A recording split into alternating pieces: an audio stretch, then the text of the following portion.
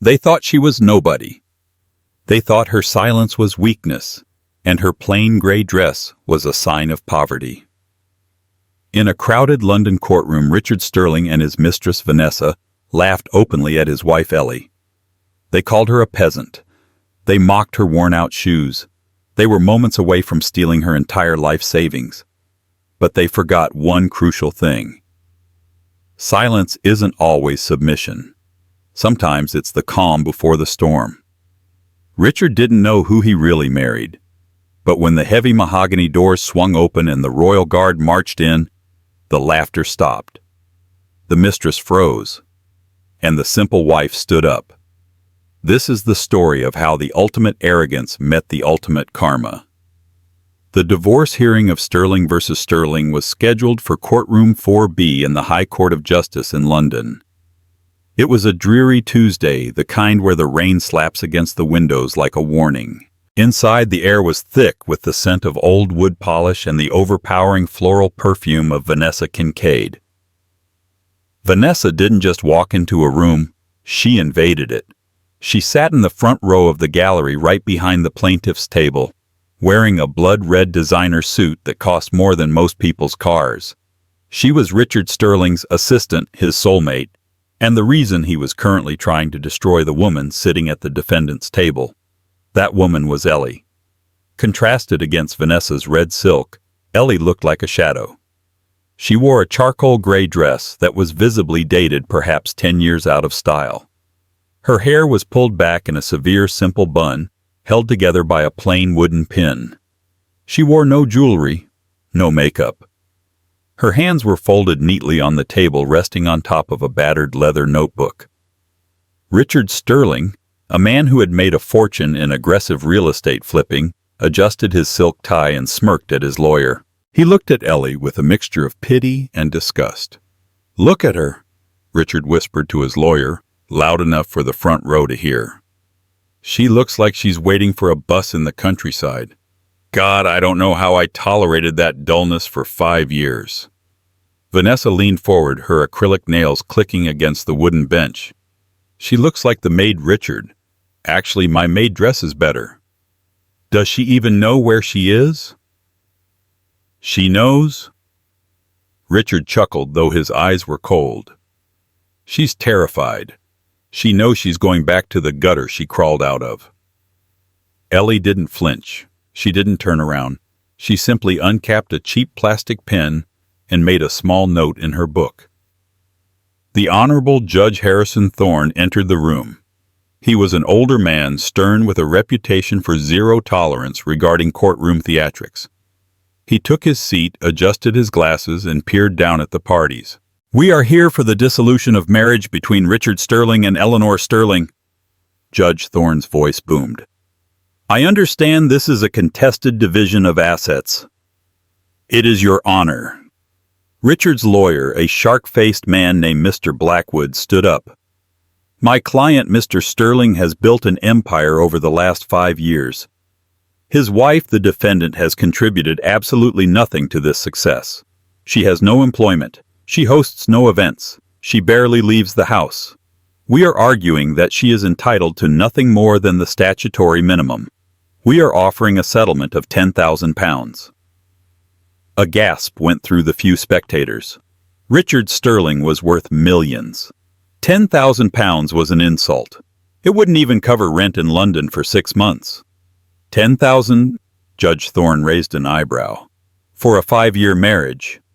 She brought nothing into the marriage, Your Honor, Blackwood argued smoothly. And she brings nothing to the table now. She is simple. She lacks the sophistication to manage significant assets. Vanessa let out a short, sharp laugh from the gallery. It sounded like glass breaking. Ellie continued to write. Her face was a mask of calm, but if one looked closely, her blue eyes were not dull. They were sharp. They were calculating. "Mrs. Sterling," Judge Thorne addressed her, "you have no legal representation present. Do you intend to represent yourself?" Ellie stood up. Her movement was slow, graceful, and surprisingly commanding for a woman in a gray sack dress. "For the moment, Your Honor, I am waiting for my counsel to arrive. He has been detained by traffic near the palace. The palace? Vanessa whispered loudly to Richard. What's she talking about Buckingham Palace? Did she get a tour guide to be her lawyer? Richard snorted, covering his mouth to hide a grin. She's delusional. Probably hired some cheap legal aid who got lost. I will allow a 10-minute recess, Judge Thorne said, looking at the clock. If your counsel is not here by then, Mrs. Sterling, we proceed without him. Thank you, Your Honor, Ellie said softly. As the judge exited to his chambers, the atmosphere in the room shifted. The restraint was off. Richard spun his chair around to face his wife. Ellie, give it up, he said, his voice dripping with arrogance. Take the 10 grand. Buy yourself some new knitting needles and a cat. You don't belong here. This is the High Court, not the village market. You are making a mistake, Richard, Ellie said. Her voice was melodic soft, but it carried a weight that felt heavier than her appearance suggested. The only mistake I made was marrying a nobody. Richard spat. Vanessa stood up and walked over, standing right next to Ellie. She loomed over her, the smell of her perfume suffocating. She reached out and flicked the fabric of Ellie's sleeve. Polyester blend, Vanessa sneered. It's rough. You know Richard is going to buy me a villa in Tuscany when this is over. We're going to host parties for senators and CEOs. What will you be doing, Ellie? Washing dishes? Simplicity is not a sin, Vanessa, Ellie said, finally looking the mistress in the eyes. But greed. Greed is a dangerous thing to bring into a court of law. Don't lecture me, you little mouse, Vanessa hissed. You're pathetic, you're plain, and you're about to be homeless. Ellie closed her notebook. We shall see. 10 minutes passed. The courtroom doors remained closed. Judge Thorne returned to the bench, looking impatient. Mrs. Sterling, the judge said, tapping his gavel. Your counsel is not here. We must proceed with the plaintiff's arguments regarding the assets. I understand, Your Honor, Ellie said, remaining seated. Please let Mr. Blackwood speak. Mr. Blackwood stood up, buttoning his jacket. He set up a projector displaying a series of complex charts and bank statements. Your Honor, Blackwood began waving a laser pointer. As you can see, the primary assets are the Sterling Tech Holdings and the properties in Kensington and Surrey. Mr. Sterling purchased these using funds generated entirely by his own business acumen. Mrs. Sterling was, for all intents and purposes, a silent passenger, a burden. He clicked to the next slide. It was a picture of Ellie gardening, wearing muddy boots and an old oversized shirt. This is the extent of the defendant's activity, Blackwood mocked. While Mr. Sterling was closing deals in Dubai and New York, Mrs. Sterling was playing in the mud. Vanessa giggled from the back. Look at those boots. Did she find them in a dumpster? Judge Thorne frowned at Vanessa. Order in the gallery. One more outburst, madam, and you will be removed. Vanessa rolled her eyes but fell silent, smirking at Richard. Furthermore, Blackwood continued, we have evidence that Mrs. Sterling has been financially irresponsible with the household allowance. We found withdrawals, cash withdrawals, that are unaccounted for. We believe she has been hoarding Mr. Sterling's money. Richard nodded solemnly. She's sneaky, Your Honor. Acts like a saint, steals like a rat. Ellie stood up slowly. She didn't look at the screen. She looked at Richard. Mr. Blackwood, Ellie said, her voice clear. Those withdrawals. Can you tell the court the dates? Objection. Blackwood scoffed. She's not a lawyer. She can't cross-examine. It is a simple question, Judge Thorne ruled. Answer it. March 3rd, April 12th, and May 20th. Blackwood read from a paper. £500 each time. £1,500, Ellie mused. And where was Richard on those dates? Working, Blackwood snapped. Really? Ellie opened her battered notebook. Because on March 3rd, Richard's credit card statement shows a charge for a business dinner at Le Gavroche for two. The bill was £800.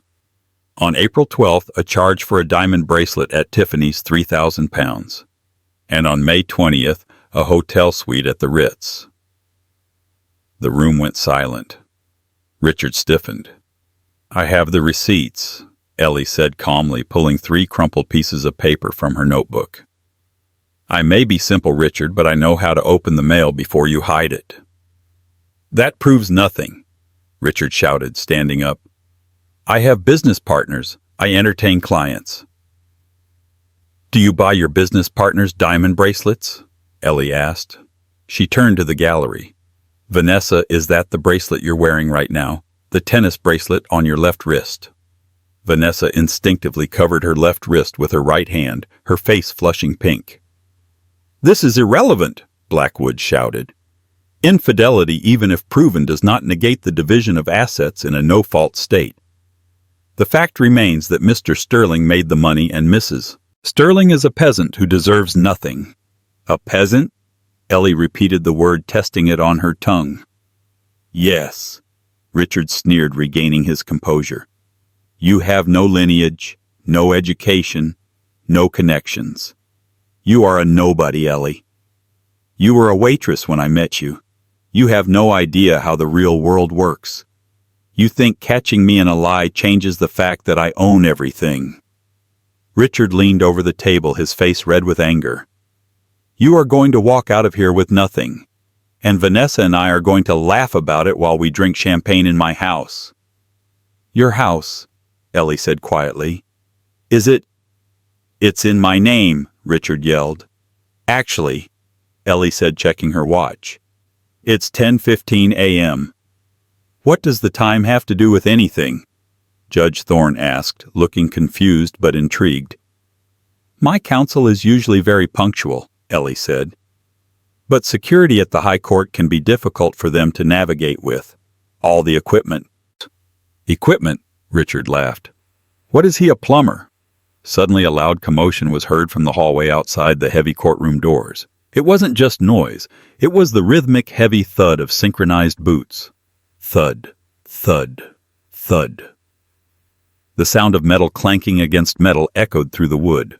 The courtroom officer at the door looked through the glass pane and his face went pale.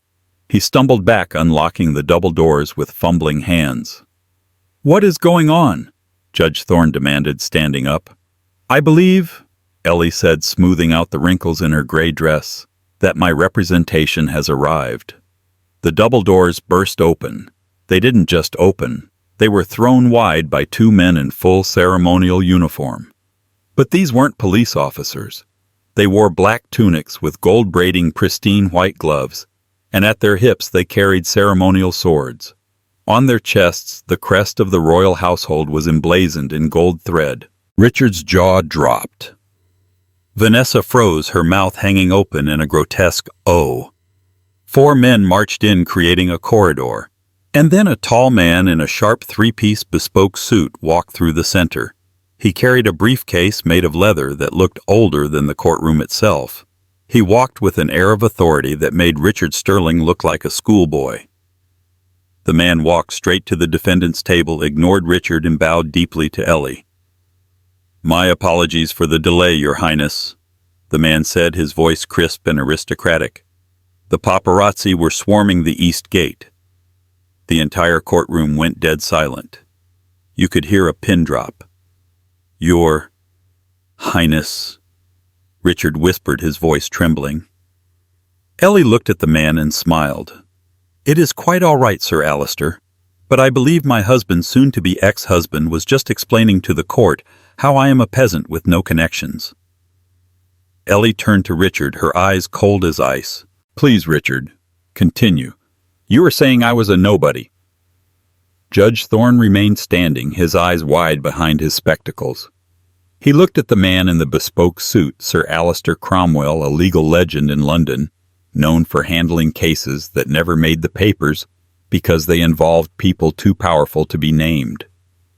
"Sir Alistair," Judge Thorne said, his voice losing its booming authority and taking on a tone of deferential shock. I was not aware you were representing Mrs. Sterling." "I am not representing Mrs. Sterling, Your Honor," Sir Alistair said calmly, placing his briefcase on the table and clicking the golden latches open. I am representing Her Royal Highness Princess Eleanor of the House of Avermore, Duchess of Brabant, and rightful sovereign of the Valoria Estates." Richard let out a strangled noise halfway between a laugh and a choke. He slammed his hand on the table. "Oh, come on. Is this a joke? Is this some kind of reality TV prank?" He spun around looking for cameras. "Vanessa, look at this. She hired actors. Princess Eleanor. She's from a farm in the Midlands."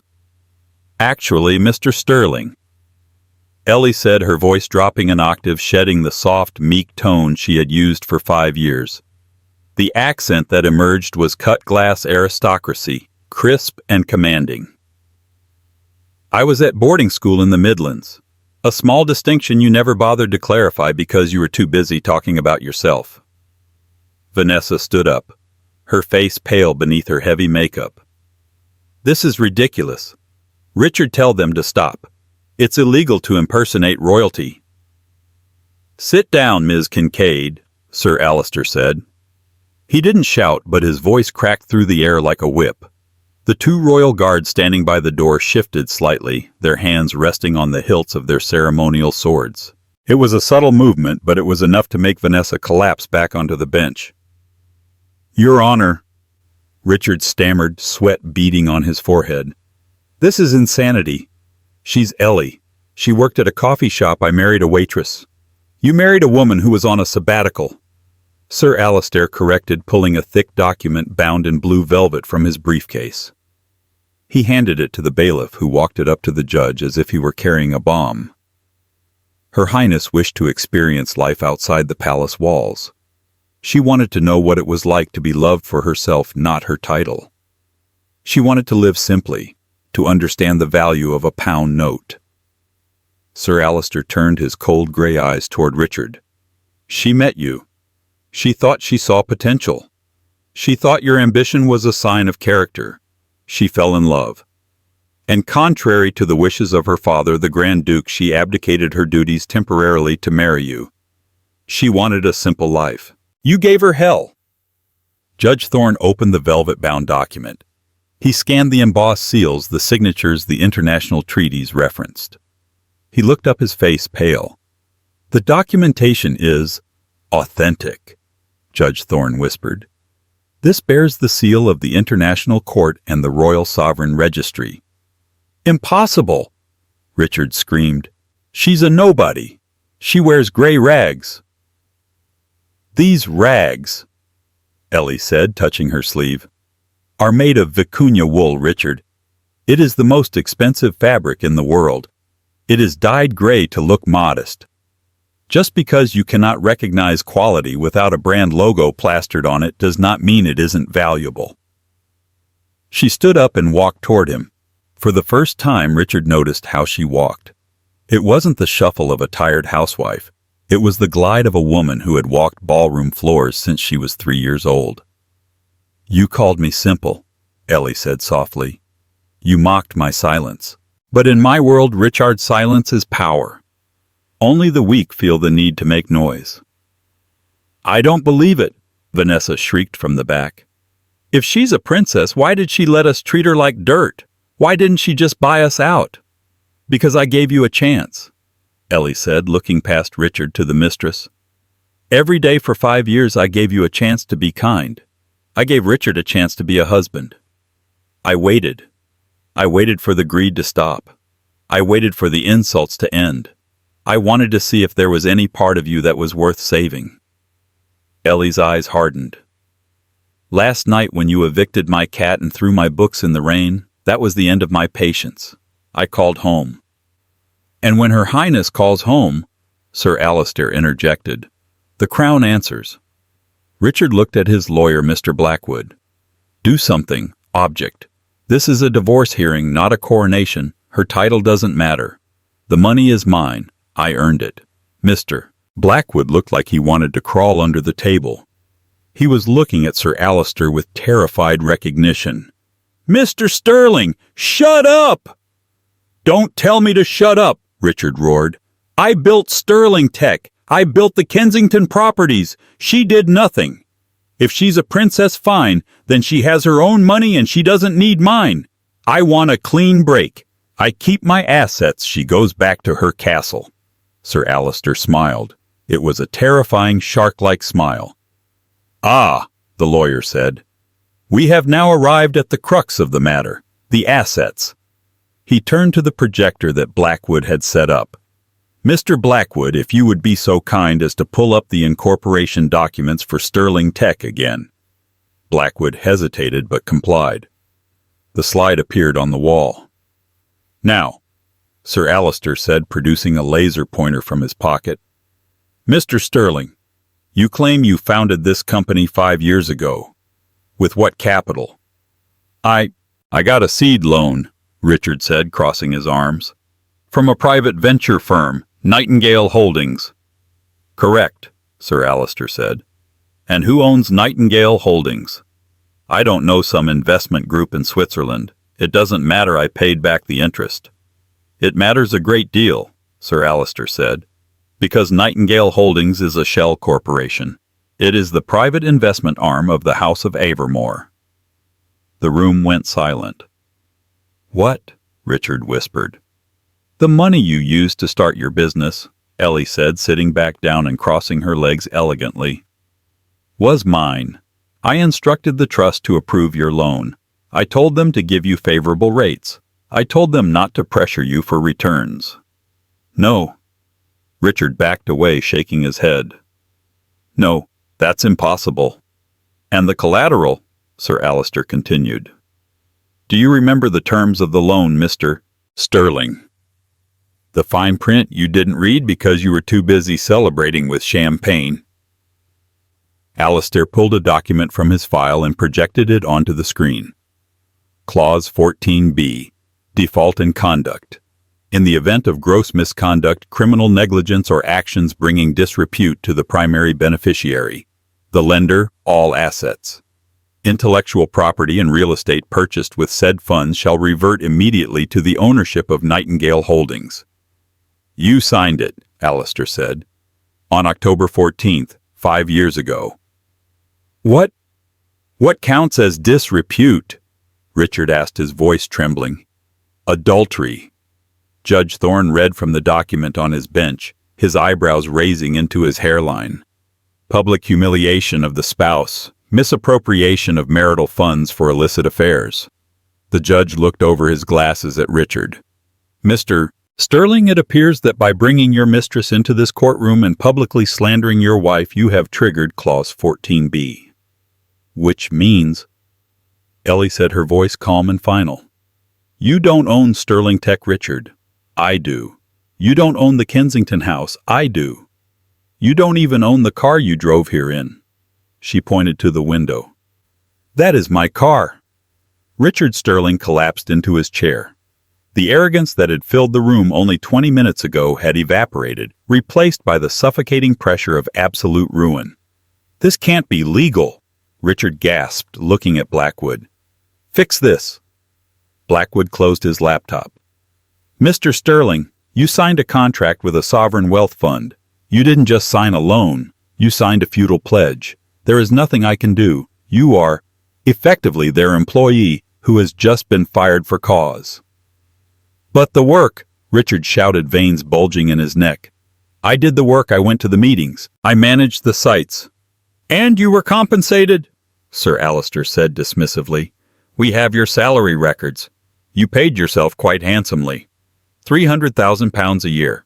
However, instead of saving that money or investing it in your family, you spent it on—" He gestured vaguely toward the back of the room without looking. "Consumables." Vanessa, the consumable, stood up abruptly. "I'm leaving.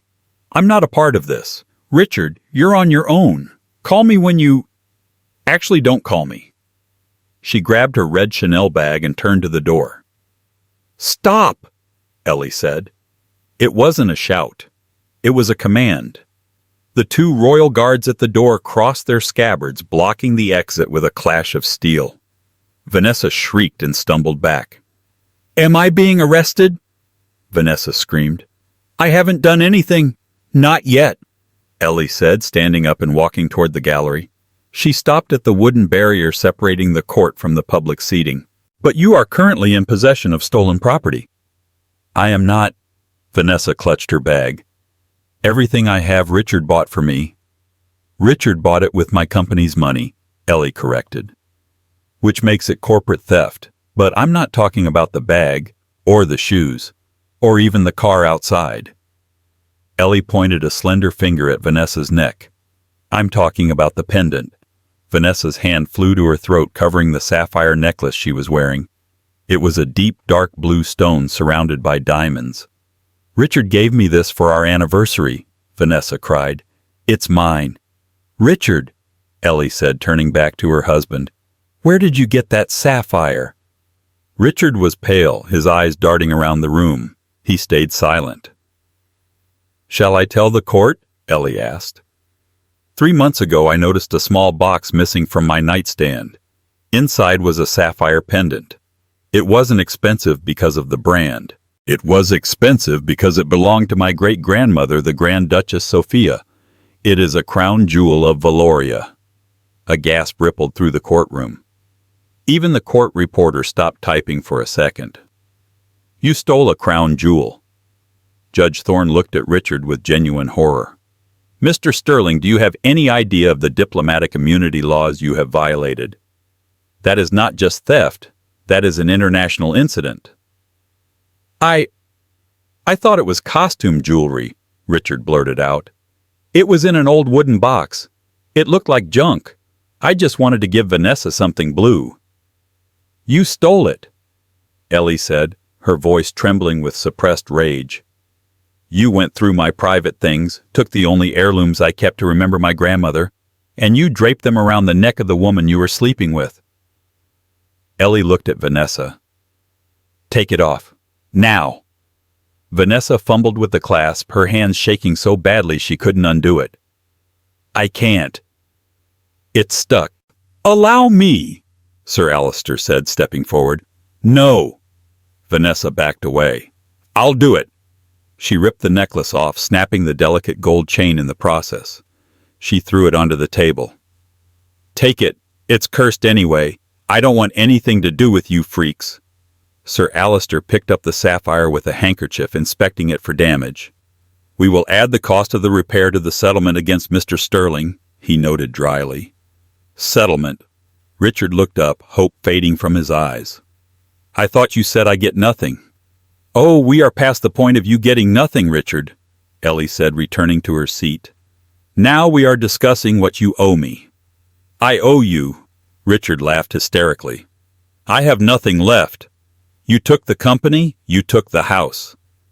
We are currently auditing the last 5 years of business expenses, Sir Alistair said, opening another file.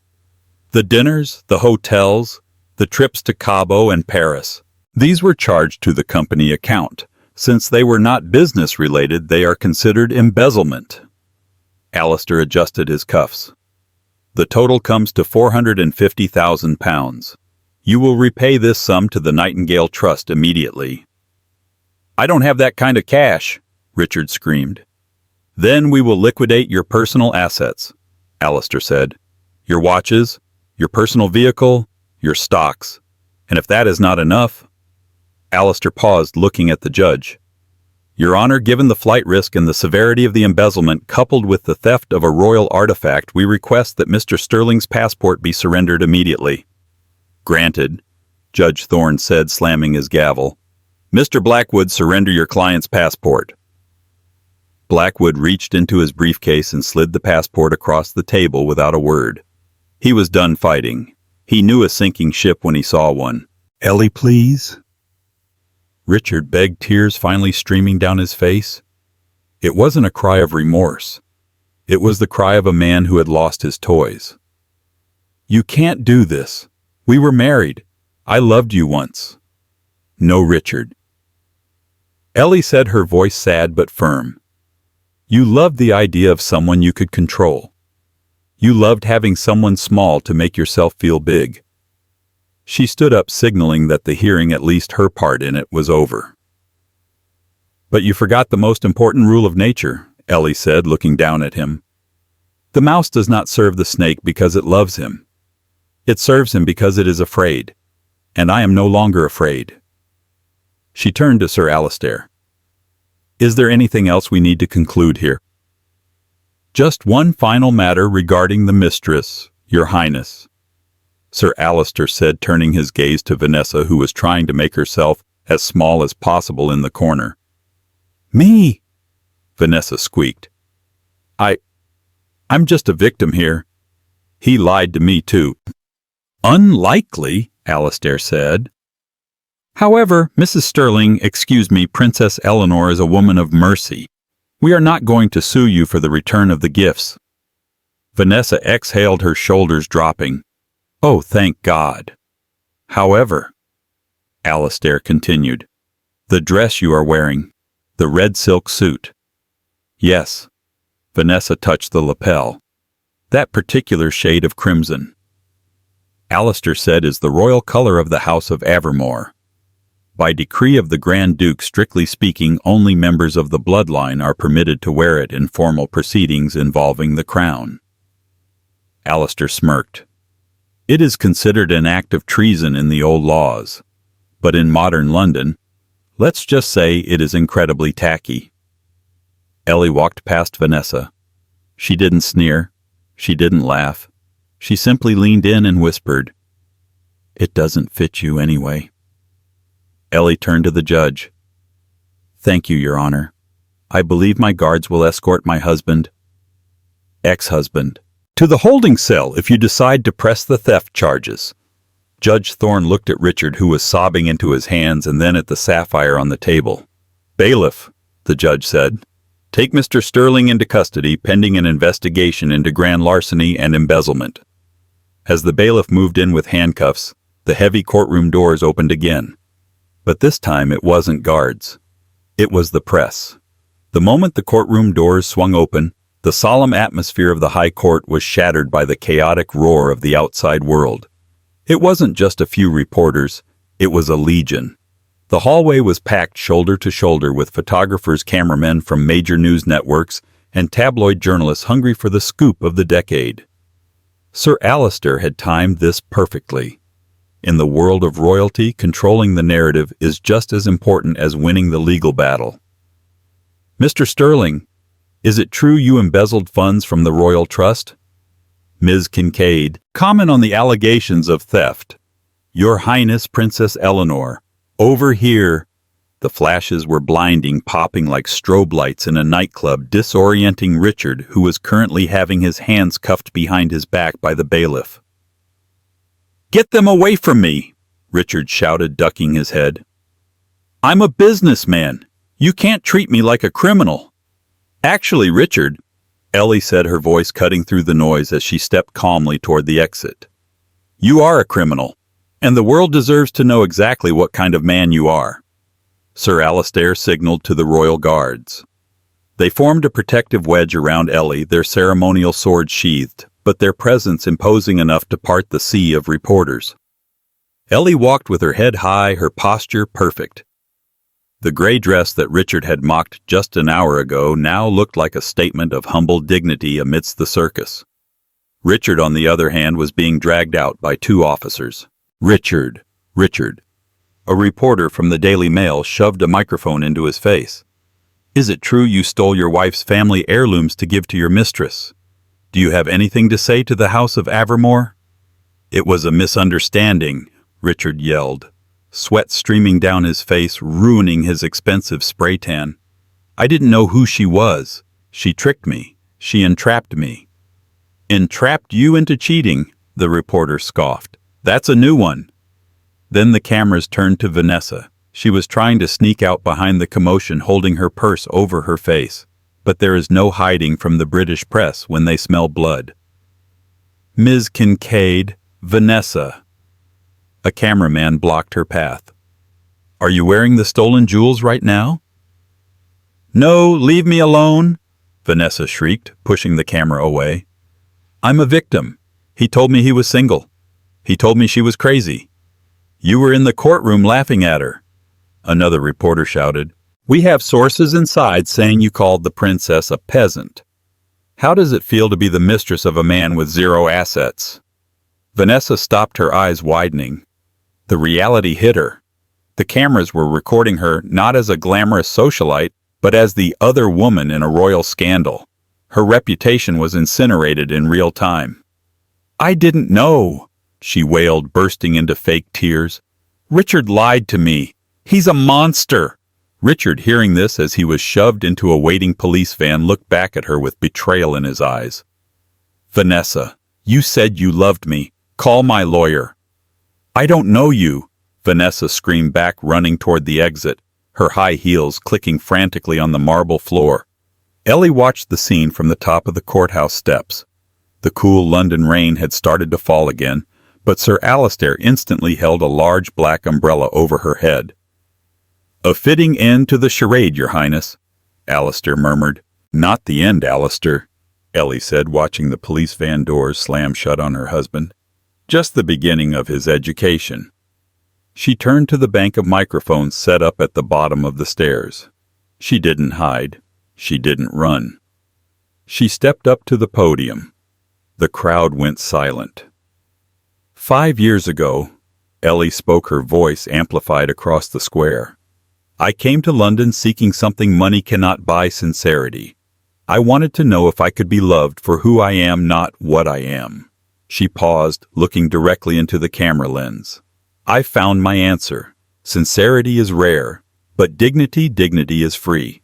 And no one, not a husband, not a partner, not a critic, can take that away from you unless you let them. Today I took mine back." She stepped away from the mic. The crowd erupted in cheers. People who had read the headlines, people who had been cheated on, people who had been belittled. They cheered for the woman in the gray dress. "Come, Your Highness," Alistair said, guiding her toward a sleek black Rolls-Royce that had pulled up to the curb. It flew the flag of Valoria on the fender. "The Grand Duke is waiting for your call." Ellie slid into the leather back seat. As the car pulled away, leaving the chaos behind, she didn't look back at the courthouse. She took the wooden pin out of her hair, letting her golden locks fall over her shoulders. She finally exhaled. 3 days later. Her Majesty's prison. Wandsworth is a stark contrast to the penthouse apartment Richard Sterling was used to. It smells of bleach, unwashed bodies, and despair. Richard sat on the edge of a thin plastic mattress. His bespoke suit had been confiscated and exchanged for a gray tracksuit that was 2 sizes too small. The irony wasn't lost on him. He was now the one wearing ill-fitting gray clothes. He hadn't slept. The other inmates knew who he was. The news had been playing on the communal TV in the mess hall. They called him the Princess's Poodle. They threw wet bread at him during lunch. Richard was broken. His bank accounts were frozen. His assets were seized. Mr. Blackwood had resigned as his lawyer the morning after the arrest, citing a conflict of interest, which was legal speak for, "I'm not going down with you." The heavy metal door of his cell buzzed and clanked open. "Sterling?" the guard barked. "Visitor." Richard scrambled up. "Is it my lawyer? Did they find a loophole?" "Just move," the guard grunted. Richard was led down a long, echoing corridor to a private visitation room. Usually visitors spoke through glass, but this was a special arrangement. The room was clean, guarded by 2 royal guards standing in the corners like statues. Sitting at the metal table was Ellie. She looked different. The gray dress was gone. She wore a navy blue business suit tailored to perfection with a simple string of pearls that probably cost more than Richard's entire former company. Her hair was blown out, shining under the fluorescent lights. She looked powerful. She looked unreachable. Richard practically fell into the chair opposite her. "Ellie," he breathed, his voice cracking. "Oh God, Ellie. Thank you for coming. You have to get me out of here. It's a nightmare. The food, the people. I can't survive here." Ellie watched him with a detached curiosity, as if she were observing a bug in a jar. "Hello, Richard." "Ellie, please." Richard reached for her hand, but the guard stepped forward, hand on his sword. Richard pulled back, terrified. Okay. Look, I'm sorry. I messed up. I was an idiot. The fame, the money. It got to my head. But I love you. We can fix this. I can sign a post-nup. I'll do whatever you want. Ellie opened a file folder on the table. You seem to be under the impression that this is a negotiation. It isn't. She slid a glossy magazine across the table. On the cover was a picture of Vanessa looking tearful and tragic. The headline screamed, "I was duped by the monster how Richard Sterling manipulated me into mocking the princess." Vanessa sold her story yesterday, Ellie said calmly.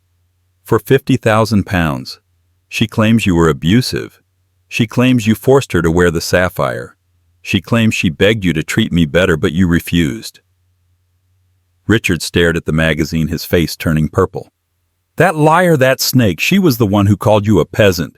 She was the one who wanted the necklace. I know, Ellie said. But the public loves a redemption arc, and Vanessa is giving them one. She's playing the victim perfectly. She has turned on you, Richard. You have no allies left. Richard slumped in his chair. Why are you doing this, to torture me? No, Ellie said. To finalize things. She pushed a document toward him. This is a confession, Ellie explained. It states that you knowingly embezzled funds from Nightingale Holdings, that you stole the royal sapphire, and that you committed perjury in family court. Why would I sign that? Richard spat. That's a guilty plea. Because, Ellie said, leaning forward, her blue eyes piercing him, if you sign this, I will speak to the Grand Duke. We will agree to a plea deal. You will serve 2 years in a minimum security facility. You will be banned from running a business in the UK for 10 years, but you will be free eventually. And if I don't sign, Ellie sat back.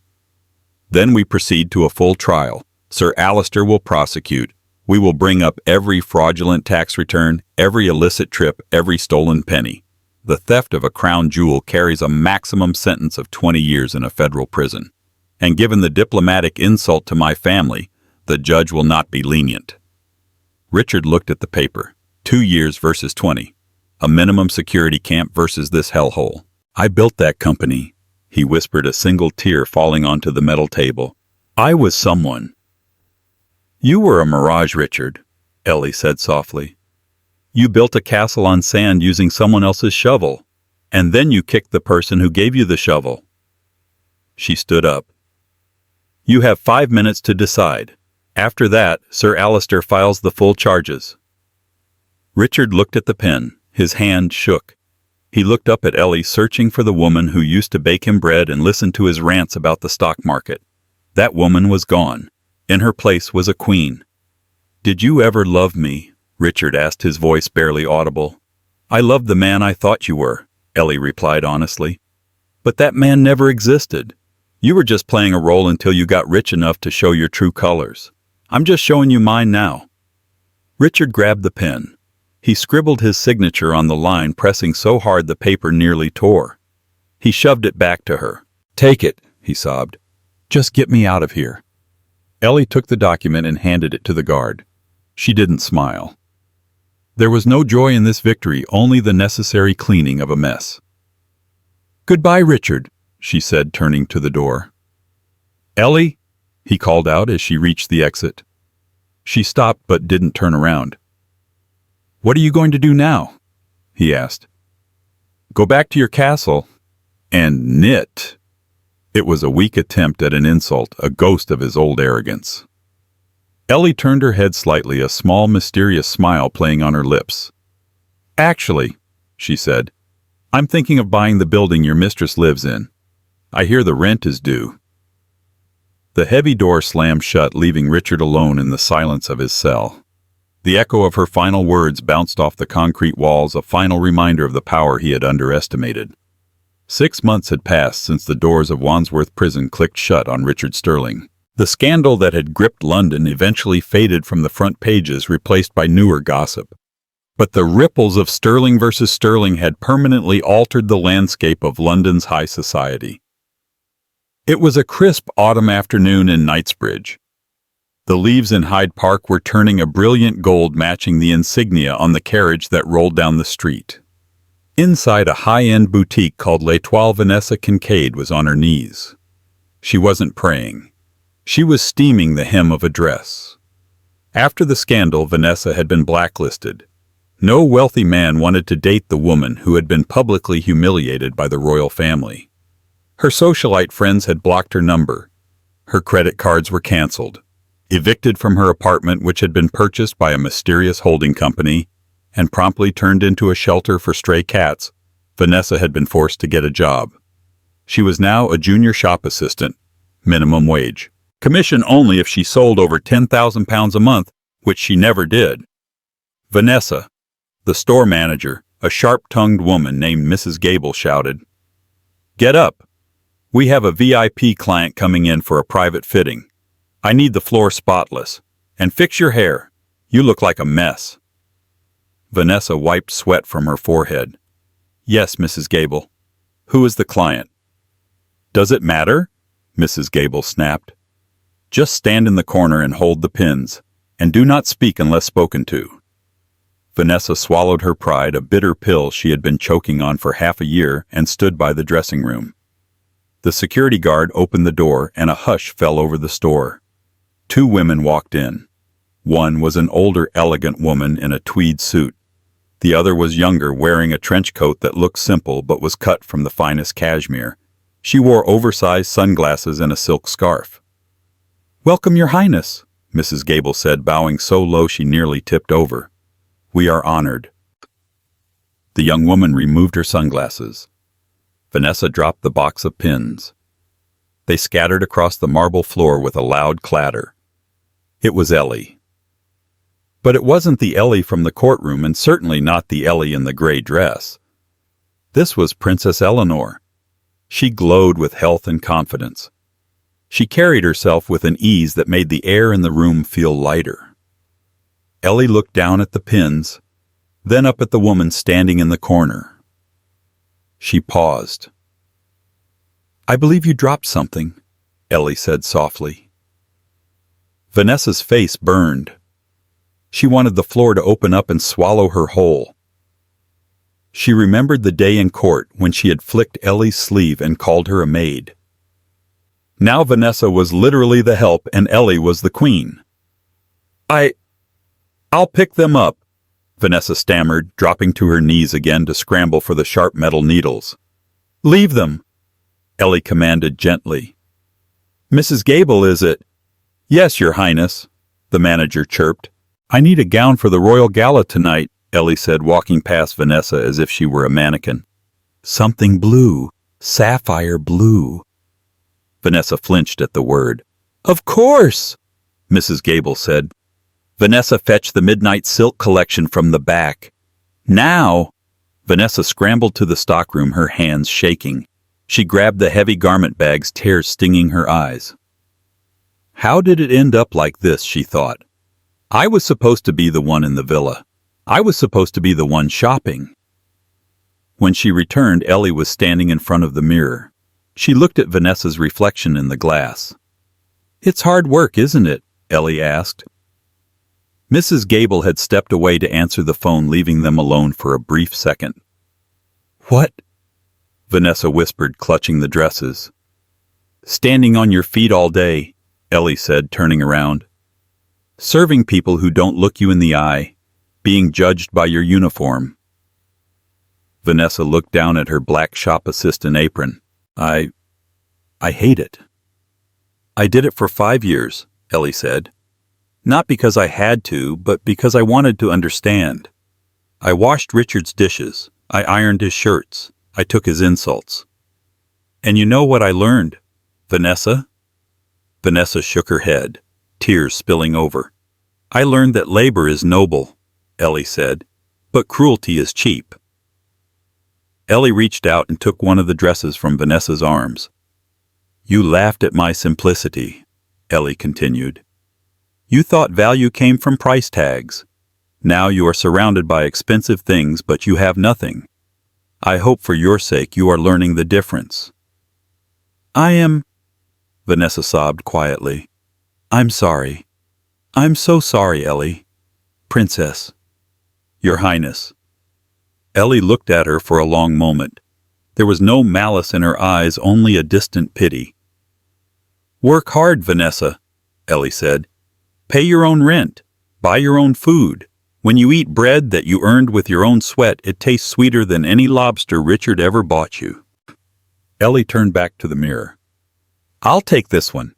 And Mrs. Gable. The manager rushed back over. Yes, Your Highness. Give your assistant the commission for this sale, Ellie said, pointing to Vanessa. She held the hanger quite well. Mrs. Gable looked shocked but nodded. Of course. Ellie paid a sum that would cover Vanessa's rent for 3 months and walked out into the London sun without looking back. She didn't destroy Vanessa. She didn't get her fired. She simply showed her that true power isn't about crushing people. It's about showing them exactly how small they are and then letting them grow up. Richard Sterling was released after 2 years on good behavior. He walked out of the prison gates with a plastic bag containing his personal effects and £50 in cash. No Rolls-Royce was waiting for him. No paparazzi were there to take his picture. He was old news. He took a bus to the city center. He walked past the sleek glass skyscraper of Sterling Tech. The sign had been changed. It now read the Nightingale Foundation. He stopped a passerby. Excuse me, what is this building? Oh, that, the man said. That's Princess Eleanor's charity. They provide legal aid and financial grants to women recovering from financial abuse and divorce. It's massive. They say she started it because her ex-husband was a real piece of work. The man laughed and walked away. Richard stood on the pavement looking up at the glass tower he had once thought he owned. He saw his own reflection in the window, gray hair, tired eyes, a cheap jacket. He had chased gold his whole life only to find that he had been holding a diamond in the palm of his hand for 5 years and he had thrown it away because it didn't sparkle enough. High above in the penthouse office, Ellie stood by the window looking down at the ants on the street. She didn't see Richard. She wasn't looking for him. She turned back to her desk where a photo frame sat. It wasn't a picture of a palace or a crown. It was a picture of her in her old gray dress gardening in the mud. She smiled, picked up her pen, and went back to work. She was simple after all. Simply a queen. And that is the end of Richard and Vanessa's reign of arrogance. It's a powerful reminder that the loudest person in the room is rarely the strongest and the simplest person is often the one you should fear the most. Ellie showed us that dignity isn't about what you wear, but how you carry yourself when the world tries to tear you down. Richard and Vanessa learned the hard way that when you judge a book by its cover, you might just miss the fact that you're a minor character in a much bigger story. Call to action. I hope you enjoyed this story of ultimate karma. If you did, please hit that like button. It really helps the channel grow. And I want to know from you, have you ever been underestimated by someone who didn't know who you really were? Tell me your story in the comments below. I love reading them. Don't forget to subscribe and ring the bell so you never miss a new story. Thanks for watching, and remember, stay humble, or life might humble you for you.